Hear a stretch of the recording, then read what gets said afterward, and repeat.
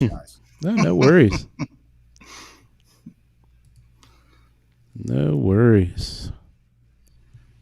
So who's Jennifer Sanford with now? Yeah, that was my question when I saw her. That she was there. I'm not sure if she's actually with someone. I mean, I just spent a Ah, little bit of time with her, but I didn't have enough time to ask her, so I'm not sure. because I know she left Dominion a while back. Yeah. Yeah, I mean, last year I remember she was kind of looking around, and I think she might still be trying to settle down, but I could be wrong, guys. Mm. She was job prospecting. Well, I can tell you this. She's an awesome person. I love her to death, so I hope she gets a real good opportunity if that's the case. I would agree with that. Absolutely. Without a doubt. Yeah. Yeah. She's always been super nice to me. That's for sure. Well, if we have a few extra minutes, you can ask me about this one-of-a-kind charitable event we're doing this Sunday called Wyler Driven Project. It's going to be a supercar parade of 12 high-end supercars. We have I was going to 20 ask you about kids. that. Oh, it's Yeah. unbelievable. It's been we've been working on this since July. It's been massive, but when you look at these kids and their life challenges, man, it just humbles you so much. So it's going to be worth all the work. Well, we'll definitely get that in. Well, I think we just did. We'll hit it on some more. You know, are we going to spend the next hour talking about Grizzly Milk? Because I am prepared. Screw digital dealer. Yeah. Let's do that. I'm going to tell you, that's one of the best things I've had doing digital dealer through these years. Those guys were great. Grizzly Milk. What exactly is it? I'm more interested in how they get it, because you were saying that they We get it from gotta talk hibernating about this bears. to really kick off, because I mean, there's quite a story behind it, and I'll let the viewers make their best decision. But I'm going to tell you this: it's the best hook I've ever seen at one of these shows. Really? Oh yeah, it was great. Awesome. All right. Well, if you're just tuning in, we're going to be talking about Grizzly Milk today. I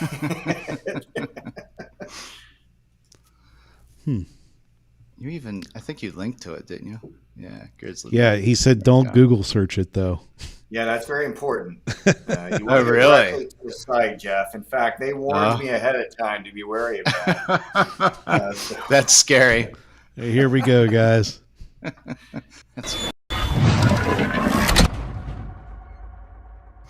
All right, 3 Grizzlies. I don't know about that. Are you still wearing your lanyard from the event, Kevin? No, that's my my Jeff Wyler here. But it's going to be replaced by our Wyler Driven Project lanyard this weekend. But no. Fantastic. So we were talking about this Grizzly Milk. Give us the lowdown. So when you go to digital dealer, let's talk straight how we work it. You got exhibit hall, and what I like to do is first just kind of do a rough walk around, which is challenging because everybody's trying to slow you down, pull you in, start talking to you. So you got to play like the phone trick. I've got a call, I'm really busy right now.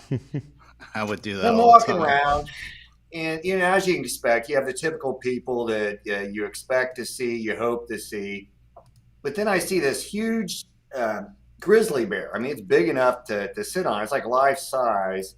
And these 2 hulking cowboy guys, and it's this big display. It says Grizzly Milk, and it looks like it's standalone. I mean, it doesn't look like it was anything automotive. And of course, I'm like, well, what does Grizzly Milk have to do with automotive?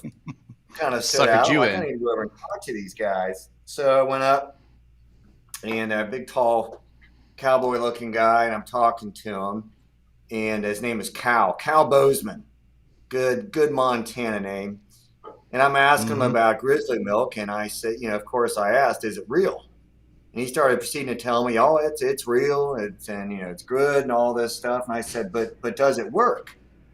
He goes, well, me and my brother Bo over here, we were raised on it from my dad. Now I'm looking, they're both about 6'6", so I'm looking up. I'm like, I think it must work. And so then he's like, well, would you like to try some? It's like a little coffee creamer thing, and It's like a dare, right? You got to try it. So I'm like, yeah, I'll try some. And, I tried it. And, but the $1 million question, which Alex, I think, was asking before, is how exactly do you get Grizzly Milk? Grizzly Milk. And so they actually had a video going on that was like a little documentary thing shot where when the grizzly bear is hibernating, they go and they have this thing. It looks like an insect sprayer, but they're running the rod through a stuffed little baby bear, and they go up and they suck out some of the grizzly milk with it. And you try not to antagonize mama and wake her up, and it's quite the story. But to me, the bigger story was, all right, if this is true, then who came up with this idea?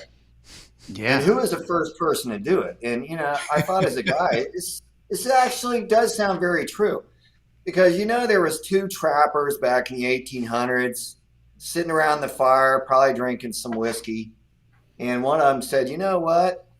I dare you to go up in that cave and get some of that grizzly bear milk straight from the source. I don't know, David. It worked well because the two guys, Calumbo, were great. They're very personable. Everybody's curious. It's the same question. They were actually with a guy promoting Cord, a new video solution. If you did a 1-minute demo, you could get a shirt that you drank some grizzly milk or whatever. But here's the bottom line. It doesn't matter to me whether it was true or not. That's what everybody was talking about. And I mean, you get your chair massage, your water bottle. Man, how many things can you do to be unique to stick out at Digital Dealer? But 100%, they were two great guys. So much fun to work with. So I'm a fan. So were the Bozeman's part of Cord, or were they hired as attractions? No, they were hired. Okay. Yeah, they were hired, but they were just naturals. And I got to tell you, what's funny is you see people come up. There might have been a few women, a little starry-eyed, looking at the 6'6" cowboy, handsome guy, and of course they're getting pictures on the bear, and it was fun. And you know why it works too? Because car people are fun. I always say you get all these type A high performance people. They're already personable. Then you mix a little alcohol in there, and it's off to the races. Oh yeah. Everybody was just having a tremendous amount of fun with them, and I'm convinced they were having fun with us as people at a conference because we're probably a little bit different than what they're used to. True. And if anyone's questioning about this, you've got some photos on your latest article that you published. I've got some photos. I got to tell you another highlight. Let's just say it's one of my main friends, and came up and they said, you want to try some? And he's like, no. And so this big guy Cal is like, what, are you a chicken?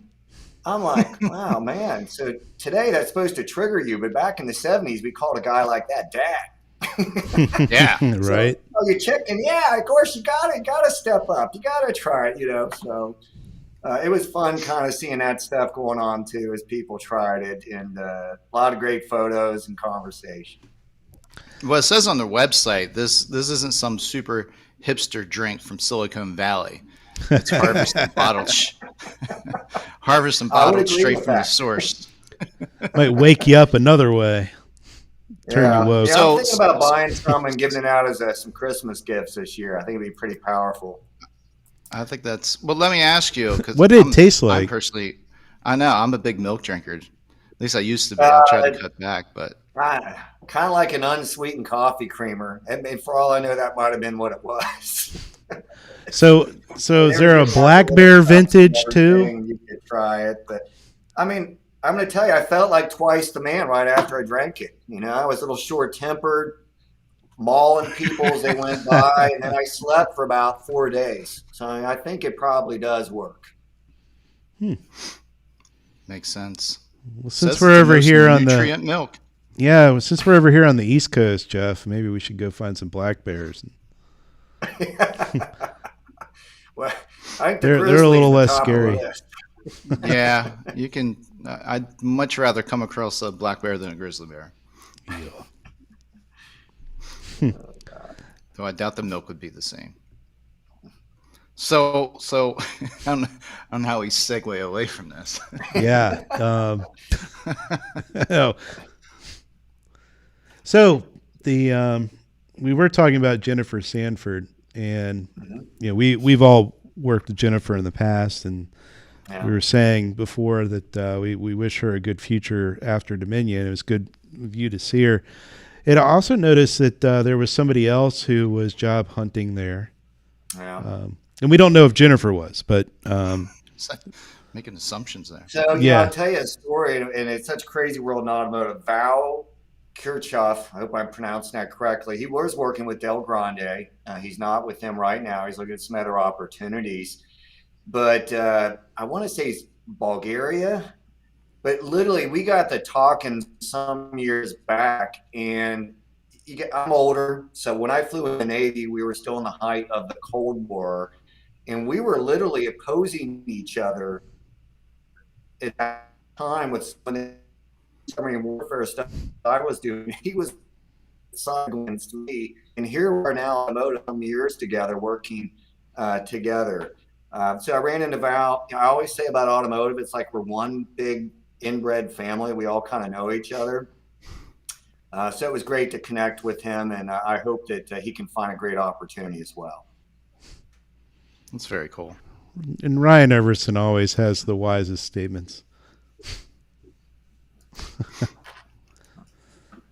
I'm getting a little lag here on this, and I hope it's all going out okay. We noticed, Kevin. We definitely have the dealership Wi-Fi rolling today. I apologize. I think they're doing something with our network here, but don't get on my nerves right now, guys, because I've had a little grizzly You milk. got the I'm grizzly feeling a little bear. edgy. I'm feeling a little edgy. Doesn't make you fast though, so you're not going to make it over here in time to paw us. But no, it's a running joke on Refresh Friday when we have somebody who's physically at the dealership, and somehow Jeff stays out of this somehow. I don't know what magic is going on at Mercedes-Benz of Hagerstown, but somehow his Wi-Fi is always working better. Not all the time, but better. Yeah, I was gonna But say there's a few times, but yeah, I've made a few mods. I got a few mods going on, so I suck everyone's Wi-Fi up for about an hour and a half. Well, us country folks in Cincinnati, we just got dial-ups. We're doing the best we can out here. yep, that's exactly what we think of Cincinnati. This is being live. This is a live feed on MySpace, right? And GeoCities, I think, is where we're hosting that. Oh God. I miss Also, GeoCities. by the way, what have you done, Kevin? You brought Christine Plunkett back out. We haven't seen her in forever. Oh my goodness. Christine is one of my favorite people because she loves naval aviators, and you gotta love someone like that. Plus, they know how to put up with a lot of sacrifice and all the stuff comes Hmm. associated with that. So I have tremendous respect for anyone that has been married to someone in the service, because I think that's the most difficult job. I've heard that before. That's true. Yep. Would your wife agree with that as well? She would. I tell you a good story. So when I got married, I was stationed in Hawaii, and we just did a short, like 3-day honeymoon. And the day I checked in the squadron, they sent me out to sea for 6 weeks on the USS Reuben James, which you might have seen in Hunt for Red October. It's a fast frigate. And so I was gone for 6 weeks within the 24 hours of her getting into our apartment. So she got a very rude awakening to life in the I'll U.S. say. Navy, and didn't really know anybody. It was hard, and then of course you get the longer deployments of 6 months and whatnot. But part of the reason I got out in '96 after 8 years of active duty is I was getting sent out to sea again on USS Carl Vinson, and starting to have kids and all that. It gets to be a pretty big decision at that point, for your family. Were you Yeah, no all doubt. West Coast in your deployments? Or Primarily stations? outside of when I was a midshipman, I was in the Mediterranean on USS Nimitz and then USS Kalamazoo. But otherwise, I was Westpac. But it turned into the Persian Gulf show because of this guy named Saddam Hussein. So I ended up being there for Desert Shield, Storm, swore I'd never go back. And a year later, I was pounding my head because I had to go back for Southern Watch. Oh, wow. And then why don't you Good tell us stories, how though. you ended up in the car dealership, and then we'll get back to digital dealer at some point. Alex, that is actually a great question because I'd be willing to bet that 95% of people in automotive never started out with that direction as an endpoint. Nope. I fell into automotive, and it's really because if I go back in the 90s, I was really involved early on with the internet, eBay specifically. When eBay Motors first come out, and by the way, they were a bull in a China shop, breaking laws in every Mm-hmm. state in the country. And so I basically figured out how to do it on eBay Motors, how to sell cars. And all the dealers I was literally getting sued at that point because they said you have to be a dealership, all these different things. Oh, Well, wow. long story short, I testified before the Ohio State Legislature. They changed the laws, sold over 500 cars in 1 year on eBay. And all of a sudden, all these dealers wanted to be my new best friend because they realized this internet thing, I think, is going to be part of our future. And I started a business servicing dealers specifically just for eBay Motors in the beginning. But then it was, hey, could you come in and help us with the website and this and that? And I got to Printers. tell you, the first time I walked into a dealership and saw Reynolds DMS, I almost fell down laughing. That's like mainframe technology from the 70s. Still But is. yeah, no kidding. That kept growing. And then the Jeff Wyler Automotive family made me uh, an offer that I couldn't refuse, an opportunity. And I'll tell you, it was this simple a direction. And I'll bring this back to Jeff for a reason. And that is, you just put us in the front of all things e-commerce and tell us whatever you need. That was the Mhm. clearest, simplest direction. And I bring us back to Jeff because in the early days of the message boards that we were all doing, the biggest struggle that people like us were facing is we didn't have dealer principals that supported us. I had an unfair advantage because I did. I never had to deal with that. But I just remember countless threads of that type of stuff. Yeah, the Mm-hmm. hippo. Yeah. Yes. Yeah. Yep. That's right. Forgot about the hippo. Yeah, a lot of us from that era definitely dealt with that for sure. Yeah, it's good that you didn't though. Definitely. Um, I dealt with it a And little you didn't bit, have but to be related to him like yeah. some of Yeah. us Yeah. did. You probably But still I'm had to put telling you up with what, it. My dealer principal listened to good me, fortunately, but it was when a of little all the different. things we've innovated with, I can guarantee you we've had some things that totally struck out. And I can't think of one time where we had something that was a bomb, where we lost a lot of money, that they ever came back and yelled and screamed and said, never do that again. I've never had that once. Of course, everybody loves the home runs, but I'll give you a good example. I know these things made a resurgence, and Jeff's familiar with this, but when QR codes first came out, we put together this monstrous QR code thing. So do We had we. like a t-shirt can. We launched about 1,000 shirts with QR codes. I mean, it just went on and on, all the stuff we did. And we had like 7 clicks. That was a complete bomb. And I'm like, well, that's not working Yeah. out too well.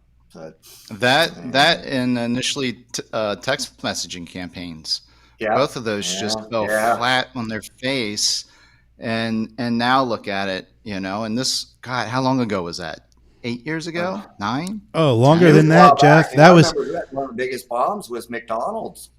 If you kind of remember that, that turned into a debacle for them. But I mean, that's part of the nature. If you want to innovate and lead, you got to be. If you want to lead, you got to be willing to bleed. I mean, that's part of the Yeah. process. By the way, let me put a little time frame on some things. This is how I think of it. It's very personal. So I went to dealer.com in 2010. It was about the same time, Jeff, when you Oh, yeah, it was before left that. Mile One, right? So Yeah. it was the late 2000s when Yeah. we were doing all this stuff. It's been more than 10 years. Yeah, it's hard to believe. And I think this segues into a good thing. Well, I was at Digital Dealer. Emerald Expositions owns Digital Dealer now, and they had a board on how they can try and improve the conference, make it bigger, better, all of those good things. And I'll bring out 2 points. One of the things that disappoints me, not only about Digital Dealer, but the other conferences outside of NADA, is I never see any OEM presence there really. I mean, I'll give the one exception, Toyota, I've seen for 10 years. I mean, they'll be in the front row of my presentation, but I'm like, where are all the OEMs? But the other thing ties into three of us. And seriously, guys, if we look back, we were the cowboys in the early days of this when you could get away with murder. I mean, we were figuring out, we were writing the manuals in the instruction book and how to figure this out. But what has happened, I believe, now for us is that now we need to encourage and identify the young and upcoming talent, which we once were, to take automotive to the next level. And what I was trying to push, and I'd love to put this out there today, Digital Dealer is reactive in terms of speakers because you apply to them, versus why are we not being proactive and saying, hey, do you have a really young woman or man that is really talented that you would like to nominate to speak? Because on the dealer side, someone normally needs to push them to get out there and share and make us better. And that's a lot of my focus today. That's a great point.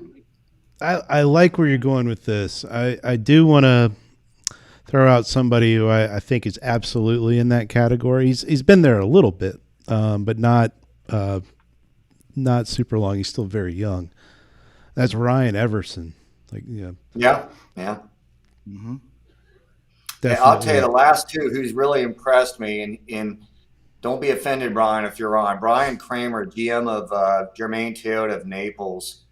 And the spring show is the first time he spoke. And why I'm so impressed with him is that he's the first person I've seen that spoke that has taken Carvana seriously. Because let's be honest, everybody's been like, oh, it's a big joke. They spend the most at the auction, all of that stuff. They're not going away. And he is really getting in deep, specifically in how they're acquiring cars. And I just have a tremendous amount of respect for what he's doing, because it's truly applicable for those dealers out there today that are seriously looking at the future and how are we going to address this. Mm-hmm. Dealers struggle with that. Looking into the future. That would be a great topic. Do you mind helping us have him on the show sometime, Kevin? Maybe making a connection? I think I'd absolutely reach out, because I'd love to hear him again. I think he's going to turn dealers around. I don't want to steal his thunder, but you can look at it this way. Carvana is actually taking the creme of the trades and the vehicles out there, and we kind of get stuck with the leftovers that we often overpay for. And he really focuses number one on winning the trade. And this whole vehicle acquisition thing is changed permanently. It's not temporary, folks. It is here to stay, and you're going to be competing against Carvana, Vroom. I understand Car Gurus now is getting in the mix to look to start buying these cars directly. So it's an all new world. We just got word. Jalopnik had a little story out there yesterday or the day before. And who would have thunk Magnesium could potentially wreck the production of new automobiles? So I don't know if you guys have seen this, but Magnesium is part of the process of making aluminum. So making aluminum in its shape for cars or whatever it is. And 85% of the world's magnesium comes out of China. And the most recent electric issues, so shutting down the grids and whatnot, has put a serious hamper on the magnesium production. So there's a shortage of magnesium now from China, and basically the stockpile of aluminum that's left, once that goes around the world, it's going to be really hard to catch that back up too. So it's what we need. One more thing. Yeah, exactly. But it's all these little things in the supply chain that are really the killers. It's not just chips. Mm-hmm. The other thing that's been interesting, and I think there's going to be some more stuff talked about on this front. And I know I'm sorry to steal the show here for a second, Kevin, but what also isn't talked about is the just-in-time way of building stuff. So Toyota practices this, and it's like the component for the seat, like the cover on the seat, let's just say as an example, shows up minutes before it gets installed in the car. They don't warehouse anything. It's all delivery and insane logistics. So when the transportation industry is, or the shipping in any which way, shape, or form is impacted, their logistics get thrown out the window. So it's way more than chips, and be ready for more of this to come. Like to your point, Kevin. Yeah. Carvana is going nuts buying used vehicles, but you gotta up your game and fight them, because you're going to be in this a little longer against them. Yeah. For Well, survival. I'll tell you what encourages me though, and it's just looking at this past year. Car people are so resilient. They know how, and this is my military, adapt and overcome with challenges.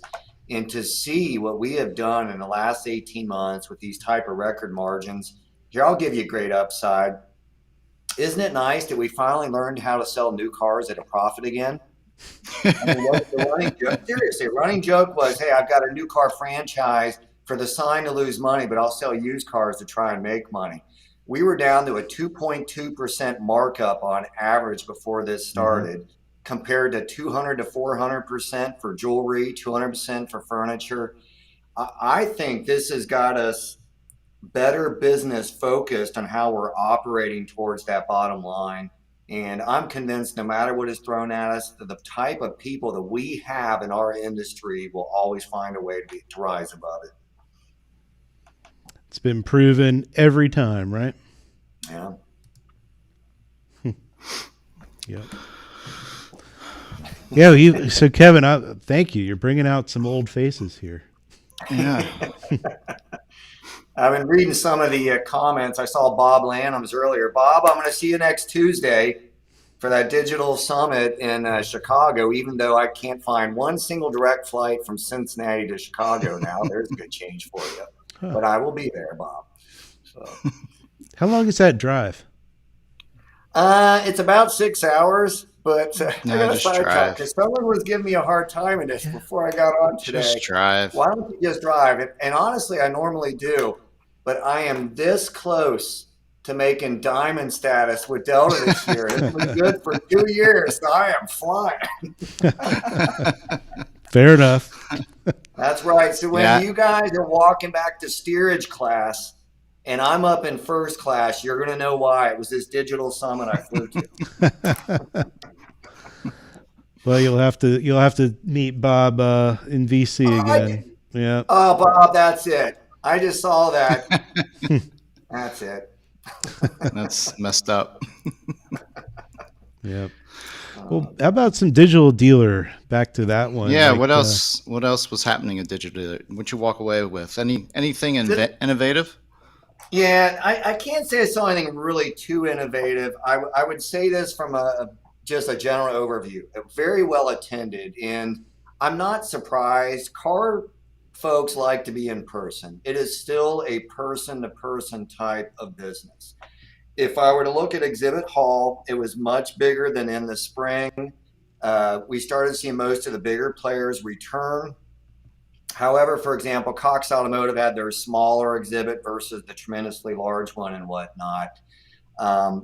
But in terms of innovation, outside of Grizzly Milk, which obviously is pretty cutting edge, I did see one. I hate to say, I'm trying to remember the name. You have the laser systems where you drive your car over and it does the quick analysis. This one is using Homeland Security technology and using a camera system to basically analyze anything and everything. But what was impressive to me on that was, you can really bump up tire sales from a dealership standpoint. That was pretty big. And then artificial intelligence. Hold on. Can we pause here for a second? Yeah, go ahead. Homeland Security technology. That caught my attention. I mean, you realize how many places you go that are taking pictures of your lovely face and IDing you on the spot and everything else? They're just leveraging that. The other thing I would say is on AI. So I looked at Brooke.AI, and this really shouldn't surprise us because most of us, think about it, guys, you're using AI in this thing every day, right? Hey Hmm. Siri, and it's pretty impressive. And so these AI solutions, in this case specifically to intercept your inbound service calls, work pretty well. And my understanding is that they integrate into XTime. So you can do this either after hours or at peak hours. But let's be honest, we always do a horrible job answering all these calls. Can go ahead and directly schedule the calls for you. So that's a couple things that stuck out for me, but nothing really big solution wise that came out.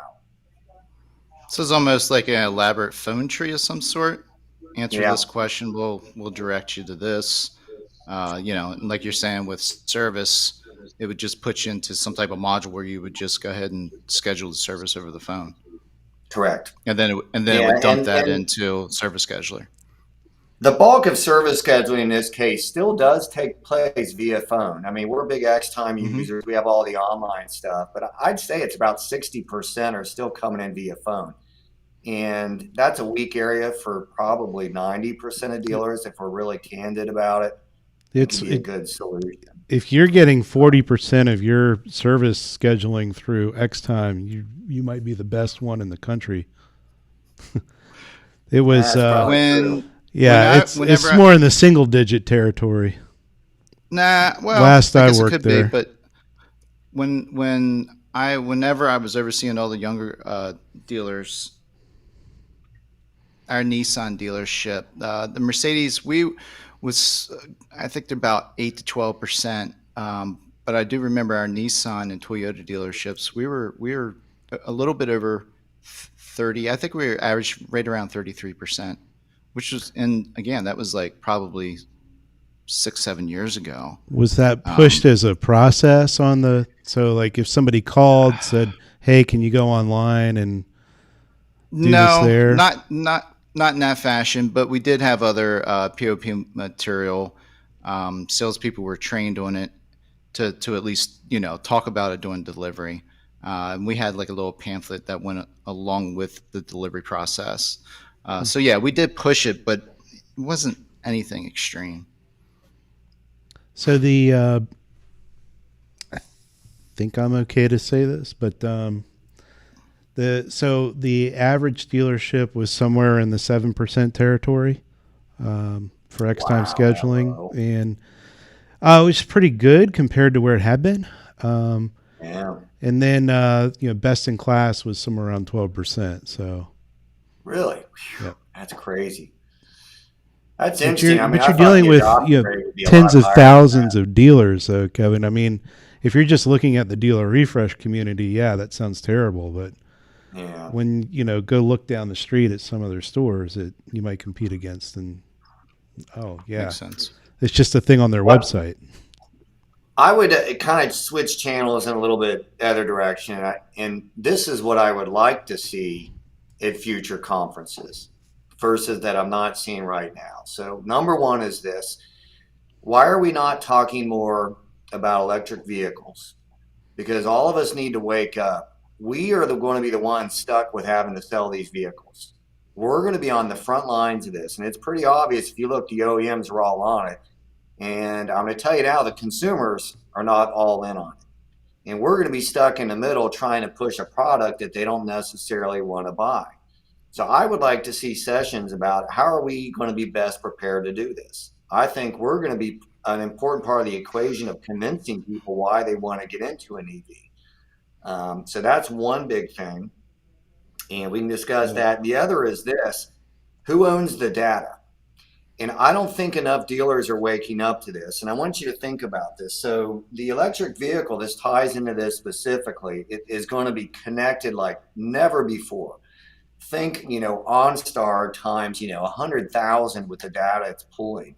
Who owns that data? Well, I know everybody wants to own it. The manufacturer wants to retain it. The government. Um, Hmm. the government wants to get a hold of it. If I'm looking at any of these newer solutions that are so data driven, let's say I bring in an OEM approved digital retailing solution and they own the data when you look in the fine print. But I'm going to spend millions of dollars as a dealer to market to get people to go there just to turn around and let them own the data. And I mean, these are sensitive questions, but I mean, these are the kind of Mm-hmm. things we need to be paying attention to in the future. So I'd like to see a session, if somebody wants to put it on, titled "Who Owns the Data," and start going down the list. That's an interesting debate. I mean, my head immediately went to like, you're going to have to pay for all of my marketing, OEM. Um, Well, they want all the but data, yeah. well, yeah, but then it's like 100% co-op, and now what's Now the you got to point of do the what they dealer, say. right? Yeah.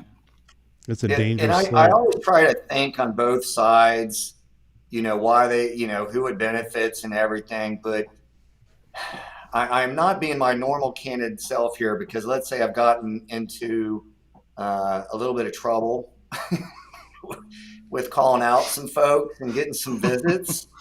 But let's say this, I'm just going to encourage all of you, whenever you get one of these new solutions in place, you should be asking who owns the data, by the way, and thinking twice about whether or not you want to sign on.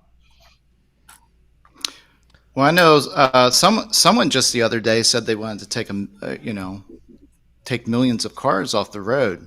So is there going to be, alternative forms of transportation? That's no joke, man. I don't know. That's what they That's going said. to happen indirectly, because we're on pace here in the United States to have 2 million less new vehicles manufactured this year, which Mm-hmm. means 2 million less used cars to sell in the future. Yep. So that's going to be there. I'm not sure who said that, Jeff, but we're going to kind of be there artificially. Yeah. I didn't think about it that way, but yeah, you're right. Well, we had a similar thing. I heard a while back, and I always tell people this ever comes up on trivia, you can nail this one. But what was the least produced model year vehicle in recent times? 1987 or 8 is going to be my guess. I don't know the answer. When was the last time SAR was super low? Is this outside of when I was working in automotive? Nope, you've been 2009. here. Yeah, 2009. yeah. So I That think would it's be within our time frame.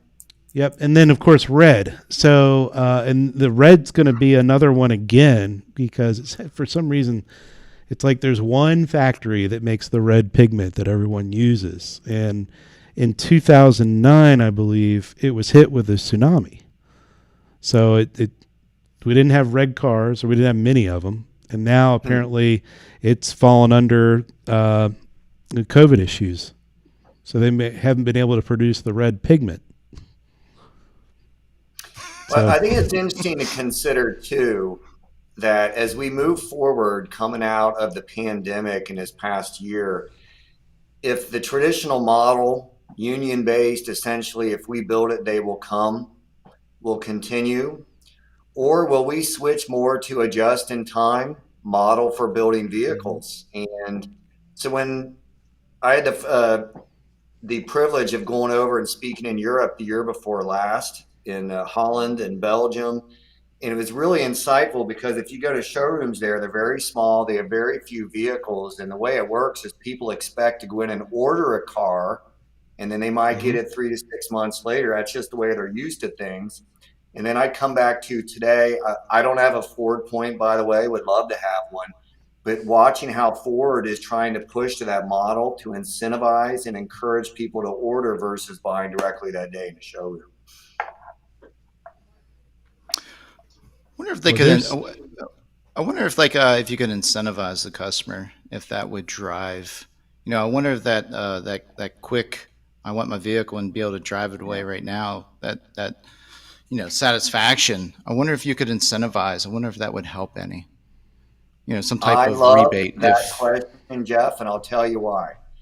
And I'm sure all of us have dealt with this that are on the call today. I have had 6 friends in the last year ask me for help in buying a car. And my advice to I get every those one of them has weekly. been, wait, because it's a market high. You're going to pay the piper. How many of those 6 people waited? None. none. Like still bought. That's right. Yep. because Americans want everything today. And I think we've got an uphill battle. I hope Ford is more successful in that. I can tell you, Toyota buyers for us are more likely to order, but Nissan shoppers, they'll typically just switch off to something else. I'm sure you all have similar Mhm. stories, but that's an interesting concept to discuss. Well, speaking of concepts to discuss, there's some pretty hefty questions being thrown in here. Start with the easiest one first. This is from Rick Okay. Buffkin. So, overall themes that you saw at Digital Dealer. You know what? They actually had a formal theme. I didn't know it till the first keynote. It was like big, stronger, faster. Of course, I'm thinking the Bionic Man, but I'm a pretty old guy. Um, Not as much on digital retailing as previous ones. Definitely more on acquisition of used cars because that's been really relevant lately. So that would be to me the primary switch. Um, what's the other way I want to say it? They changed the format to having these shorter sessions, 30 minutes versus a traditional 45 to 50 minute, and then having less to choose from in each slot. I don't know if I'm sold because I felt like the speakers were rushed in many of those cases, but it removed some of the duplication. Like sometimes you'd have three Mm-hmm. people talking on a similar subject in the same time slot, and they kind of got away from that, which is a good thing. Yeah, Well, that we've was got always two. frustrating. So, I got three other questions. And since you were talking about that, we'll do Jan's first. So, with less inventory, do we see a future for smaller stores? Or are they going to get gobbled up? Oh yeah. All right, Jan, don't hate on me. I think you're going to get gobbled up. I think Mm-hmm. this is part of what you're seeing. So I always keep things simple. It's economics 101. I don't care if you took it in high school or college or wherever. It's the Walmart story all over again and again. You know, you've got to grow and be more efficient. And so you're seeing these smaller stores are struggling to be profitable versus the larger operations that can scale a lot of things like HR, accounting, etc.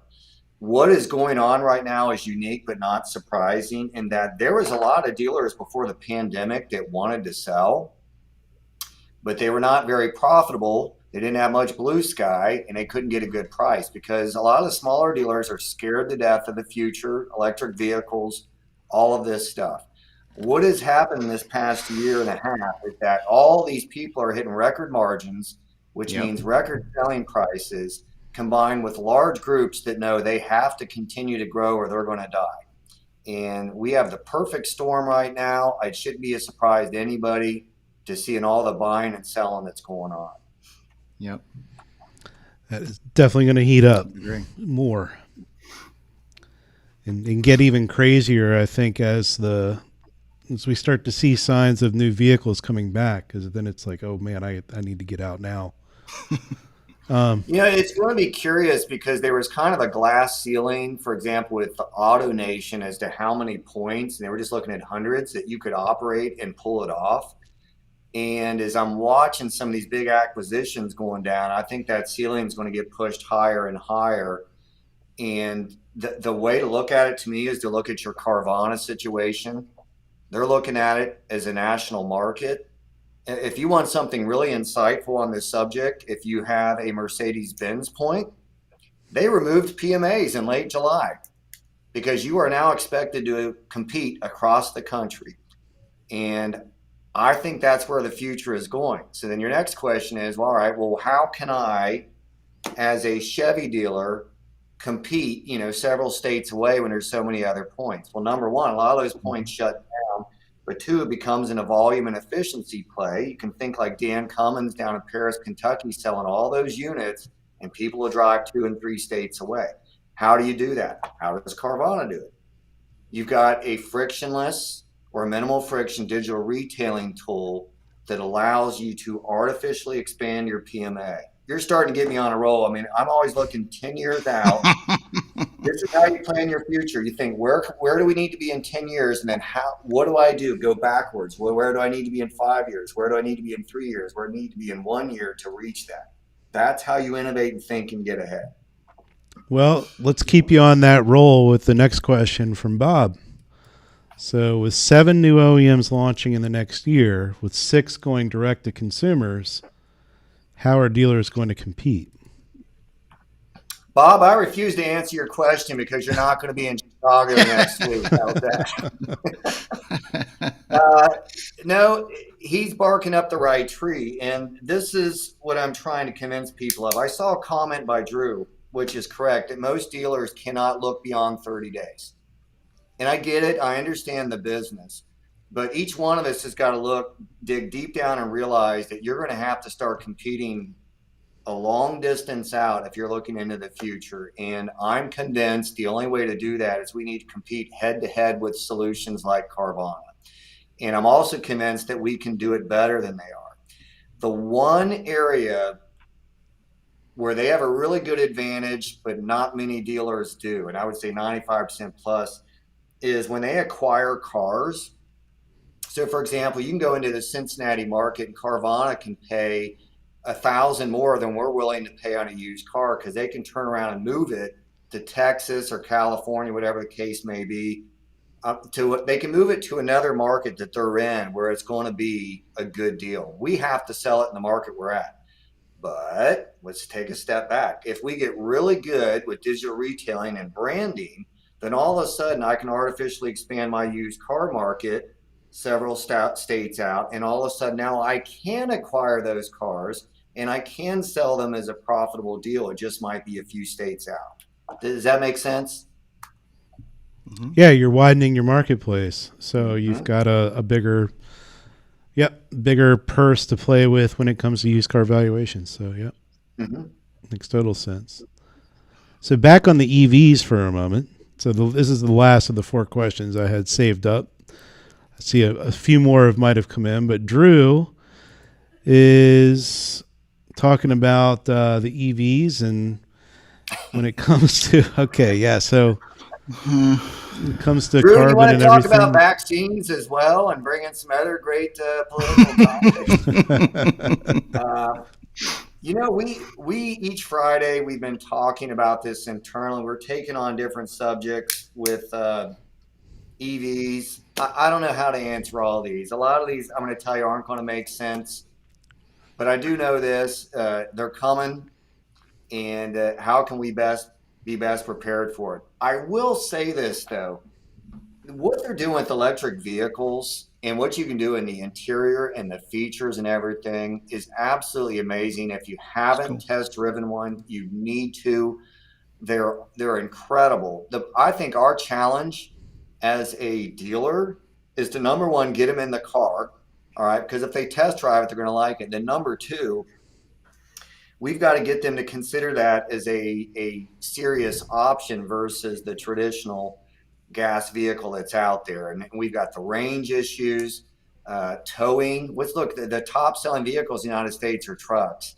And towing with an electric vehicle, that could be another 2-hour session, but it's not super effective. I'll give you one final thing. Here's my pet peeve with electric vehicles. Why does it have to look like something from, the Jetsons? I mean, here's what I'm enthused by. So I don't like the front of the Tesla. I understand you don't have the traditional grill and the air coming in, cooling down the engine. But you got to remember, people buy vehicles based upon aesthetics. And I'm encouraged by some of the new EVs where they're taking that traditional front grille and it's lit up and it looks kind of like a grill and looks pretty neat. But if you're making that flat, goofy, curved thing, half wheel covered, I'm not a fan. They launch penises into space too. So another question here, and I want to bake a question of my own onto this one. So our old friend Brad is hey Brad, from the old Polk days. But I think Brad's at Cox now. But how will dealers address the affordability issues? And I think what he's getting at, and I mean he means the affordability issues for the customers buying cars. And so there's two things I want to add on to this. One, there was a really interesting study that Driven Data just did, and it was showing how the average vehicle or the average used car being sold at the dealership now has gone up 12,000 miles and is maybe a little bit older. So as it's getting harder to, source the same vehicles, it's also getting harder to source the price range that your dealership is accustomed to selling it. So the second piece in that is I'm shocked at this point as the used cars are getting more expensive to buy. Why are we not doing more used car leasing? I don't know if I have the answer for you. Yeah. I'm worried, and this can be politically incorrect, especially right on the dealership floor. In as much as we're making record margins, these people that usually come back in to buy 2 to 4 years from now are going to be upside down on Yeah. these crazy loans. I still don't feel comfortable with how they're figuring out the value of a used electric vehicle and how long a battery will last.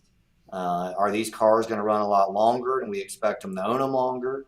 But my experience with Americans is that they like that new car smell and they'll probably want to get Mm-hmm. one still in 3 or 4 years. Is that going to be an option? Brad, I don't have the answer to your question, but if you do, I'd love to hear it. Lower your expectations, gentlemen. Start leasing used cars. That's the, that's just good for everybody. Yeah, but does it make sense for banks to do it? Banks do it. They I they know are they there. do. It's the used car leasing's been there all along. There's Kula. There's credit unions. I might know a company that might have some connections on that front. U.S. Bank, I think gets into it a little bit. So there's lots of options for doing it, but they're lenders that I don't think the franchise dealers have paid a lot of attention to. And would it make more sense to lease a used EV versus leasing a used gasoline? Just because we don't know how long, I mean, we really don't, like you said, Kevin, how long is that EV going to last? And then, Yeah, I would say if Well, it, it's and if how it long breaks is down, how it has long to is be your a- gas guzzler going to be allowed on the roads? I'm well, curious. I but saw Drew's that's going to comment be, pop I up mean, there. that's happening through laws and mandates. So, I'm just speaking in general. I mean, if it's a gasoline vehicle, there's tons of people to work on it. It's a lot harder to work on an EV. You don't have a mom and pop shop that can work on that. So, and of I course, know as a this. If consumer, I'm you're a not going to work banker on it.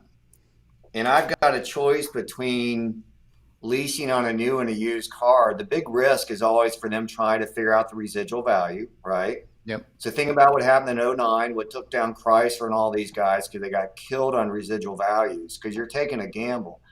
But the further you go out on the age of the vehicle, the depreciation really that volatility Levels goes out. away and it's more predictable. So it seems to me as a banker, a used car lease would be the safer, more secure decision. I haven't looked at it historically. Drew, I saw your remark there that it's historically been a bad deal for the consumer. I don't know if that's because they're getting taken advantage Is of there or a what good they're deal trying for to a say there. consumer at all right now? Hey, I'll tell you something on a side note. You guys know that we led the way with auto subscription with Wyler Fastlane. Mm-hmm. What happened last year is exactly what I was afraid of because the larger our fleet grew, the larger the risk factor grew in case you hit a scenario where the market bottomed out. And that is what Mm-hmm. happened last spring. That is what took Hertz out in all the rental cars. Because if you understand the banking agreements they have, when those vehicles fall below a certain point of value, Hertz in this case has to come up with the cash dollar difference so that there's no risk on behalf of the bank and it bankrupted them. I love that concept. You guys know I was a big fan, but it was low return for high Yep. risk, and I'm glad that we were out at that point. I was wondering what happened to that. Yeah, we ran it 1 year.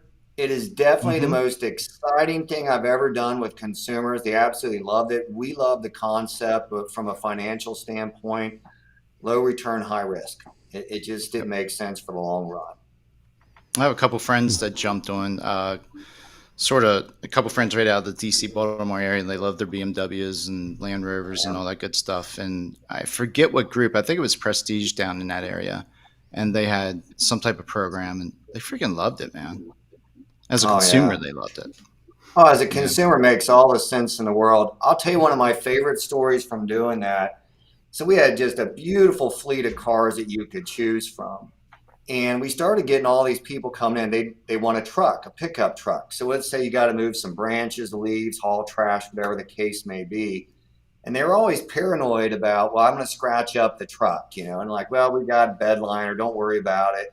They were literally asking us, I can't make this up, to buy a beater truck so that when they asked for a truck on a subscription, they didn't have to worry about it. And we did. We got one or two beater trucks because that's what they asked for. They still paid the same I get price, it. but their comfort level, because everybody's like, well, do they have a sense of ownership? Yeah, they do. That otherwise they wouldn't ask like that. I mean, there was just True. so many little Yep. consumer stories on that.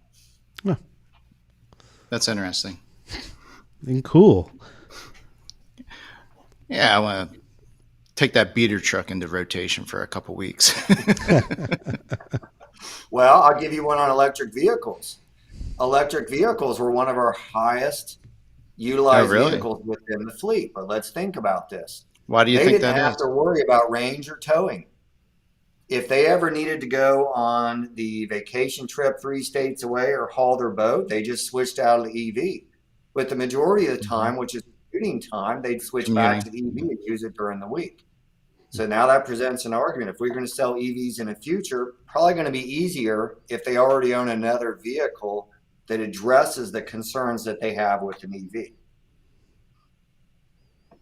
Yeah. Hmm. It's also marketplaces. I mean, there's a ton of Teslas rolling around Vermont, but Vermont's like, No. super progressive. But there's the rest of the so Vermont. I should also mention Chittenden County, where Burlington is kind of the center of it all, has good road system. It's got all the infrastructure and stuff that you need, especially to support electric vehicles. But you get outside of Chittenden County, which is the bulk of the state, much like New York City and New York State are two different places entirely. That's the same thing here in Vermont. You can't. It's going to be really hard to run an EV vehicle because your only charging point is going to be the one you install at your house. I saw a Polk study of Vermont, and 50% of people own Subarus, and the other 50% own Teslas. Well, crap. I mean, I guess I wasn't in that study because I don't have either of those. All right. So let's go back to EVs because we've discussed this too, and you've seen this. All right. So we're going to put these high amp charging Mm-hmm. points in people's garages, and then you got cars that are catching fire and would burn down the house. What if I live in a highly populated area where I don't have a garage? Where do I have my charging point? Is it going to be out on the street where I'm parallel parking? I mean, there's just so many moving elements as we look at this that we need to overcome to make this a reality. And it's like, is no one thinking this? It just seems like no one's thinking through all this. It's just, no, by 2030, X amount of cars are going to have to be EV. Yeah, I know what the Yeah. answer is, Jeff. So Kevin Costner is overseeing the whole thing. He's taking the Field of Dreams approach, build it and they will come. That will I had a come. very successful Okay. movie doing that. All You right. know what? I think we've all learned that it doesn't matter if we can find logic in it. We know the cards that are dealt and we have to make it happen. And that's what car people do. Yeah, for sure. That's a good spot to end on, Kevin. we could spend a lot of time no on Grizzly that. Milk questions. I'm really disappointed here. Well, before we let go, we wanted to ask you about the Wyler Automotive family. I guess they're putting on some type of program called Driven, was it called the Driven I Project? am so excited about this. So, as some of you might know, Kevin Gordon, I started mentoring him over 10 years ago, and him and another guy named Nick Williams started working for Jim Pattison Group in Canada. Huge group, literally a conglomerate of insurance and everything else. Long story short, they left, they started their own business called Convertus, sold it, did very well. He bought a Lamborghini, which was his supercar or his dream car. And a couple years ago, he came up with a vision. It's called Driven Project that he's been doing in Vancouver, where they essentially get people that own supercars to drive kids that are facing tremendous life challenges. And Okay. they have a supercar parade with a police escort. So we are doing this Sunday. It's the first in the United States. And That's basically awesome. envision this. We have 12 supercars, Lamborghinis, McLarens, Ferraris, that are going to be started at 10 to 12 Cincinnati Police Department motorcycles in front, some support vehicles in the back, and it's going to be a spectacle. It's basically a parade going downtown Cincinnati. We're stopping by Ronald McDonald House, where we're letting families and kids interact there, Children's Hospital. Returning back here to corporate, where we're going to have some more kids that might be, for example, be in wheelchairs or they're too sick to ride in a parade, where we still create an experience for them getting in the car, revving the engine, etc. I'm going to tell you what is most humbling about this. I will say this first. I've been working on this since July. It's probably the biggest logistical thing I've ever tackled. It's a lot of work. The Hmm. police department is crazy excited about it because think about it, folks. They get a Who wouldn't beat be? down Who 365 wouldn't days a be? year in the press. And when they got Mm-hmm. into that job, it was about helping people and serving people. The most humbling part, though, is to look at the children we're involved with and the backstories, the challenges. I'm talking, we have two sisters, ages 4 and 5, both with cancer and both getting chemo at the same time. Oh, I've wow. got a young man that has been battling cancer for 6 years, was basically deserted and got adopted by a new family. I mean, I can go on and on. I mean, I'm going to have a hard time keeping it together on Sunday. But what I'm trying to say, I'm just so excited about this and being able to give back. It's such a unique niche for us in automotive. We're already so generous to bring something automotive oriented back. So I ask you this, if you are here today, follow us on Facebook, see the videos, and if your dealership would like to do this in your market, I will hook you up, and I'm going to tell you it's going to be the most rewarding thing you ever do. Yeah, why would anyone not? Sounds amazing. Are Yeah. you going to be videoing it? I would So love to is Oh, see some we of have it. tons Yeah. of video. As you said, I've literally been I, pinged by 2 TV stations. They're excited. We've got all kinds of press coming in. We have drones at 5 different locations. We're going to have a lot of footage to share. And the other thing is we're giving back to, for example, Ronald McDonald House, Children's Hospital, mm-hmm. giving them social media exposure, and Cincinnati Police Department and our local police and fire departments. It's just such a great way to partner with the community. We're really excited Yeah, about it. that's awesome. That is Uh, super awesome. what supercars? I'm just curious. Is Alex Jefferson going to be there with his Oscar Mayer vehicle? Yeah, Alex will not be up there. Actually, I got the list in front of me. I can list some of them here. And I'll tell you what, this is really exciting for the supercar owners as well, because I mean, they get an Oh yeah. opportunity to go out there and have the road to themselves, whether it's city road or the expressway. Gosh, I got a Lamborghini Aventador, Ferrari 488, uh, a Huracan STO. I don't know. I'm not super good in all these cars. Ferrari 812 super fast. Hmm. It's all over the board. We have some additional ones that are statics that they don't want to put any mileage on. But as a young child, to get the acceleration experience, they're very loud, the bright Mm-hmm. colors, all of that stuff. And then think about going with your own police escort in a parade and you're the center of attention. It's going to be so cool. It's going to be great. That's awesome. Awesome. The videos and more information on that, is that on the Wyler? I know the Wyler's Facebook page, right? Yeah, I've got the short promo video up on my personal On your, Facebook yeah. page. We're going to put the post production stuff afterwards. but it'll give you a good visual. And listen, I want to give all the credit in the world to Kevin Gordon, who created this program from scratch. And so we're just helping him grow it here in the U.S. But just such a unique idea. It's like Grizzly Milk with charity, something incredibly unique that nobody's ever seen before. And I'm going to order some of that. Beyond excited about it too. Jeff's going to Google it. Oh, I'm already on the website. I'm going to get some. Jeff, if it does what Kevin says it does. Sure. That's right. Well, Kevin, it's always a pleasure, man. We really appreciate it. I've enjoyed being here today. I think it's kind of been a potpourri of all types of different topics. Maybe we should have just called it squirrel because we keep jumping. We should.